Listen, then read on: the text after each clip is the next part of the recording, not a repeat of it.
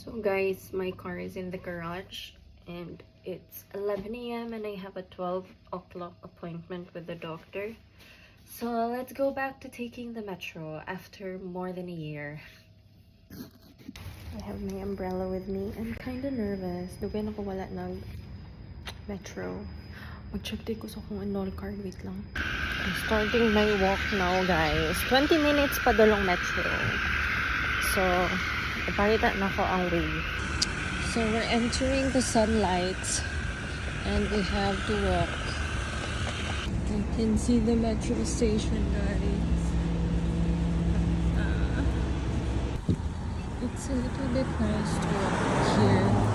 Kaya na ay mga trees and all. Unlike sa akong old place na puro siya sand and cement. So, gihangak na ko, guys. My stamina has gone down since I've been driving a car these days.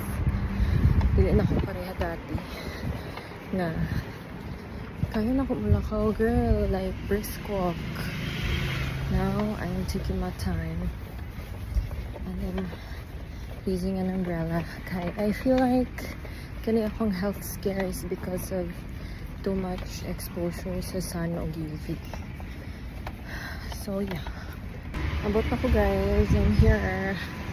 So first thing I need to do is check the balance of my card if napa siya money inside.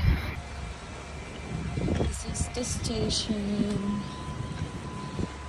So first things first.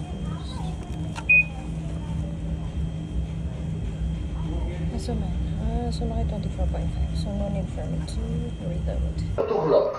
So the train just departed. I couldn't be bothered to run to the platform, guys. Normally, if this was the old me, the metro girly me, nindagan ako. But today, I feel like I'm gonna wait. 8 minutes pa ang next. Bring back memory, bring back you.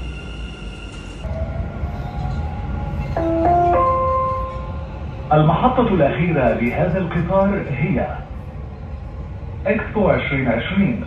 المحطة القادمة هي عقارات جميرة للجولف. The final destination of this train is Abot na ko, guys. So, nakasumpay pa naman po. Good memory tracker. Bye.